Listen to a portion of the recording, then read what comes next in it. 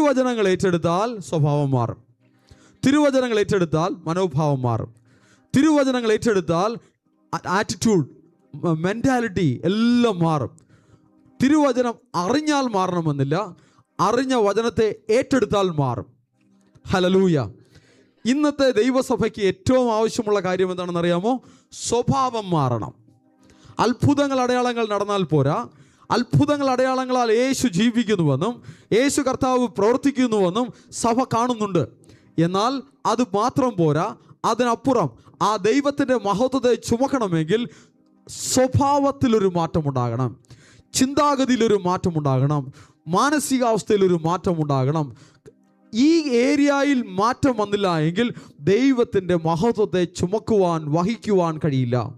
ദൈവത്തിൻ്റെ പരിശുദ്ധാത്മാവിനെ ഉൾക്കൊള്ളുവാൻ കഴിയില്ല. പരിശുദ്ധാത്മാവ് വസിക്കുകയില്ല. പരിശുദ്ധാത്മാവ് വന്നു പോകുന്ന അവസ്ഥയിൽ മാത്രമേ നിൽക്കുകയുള്ളൂ.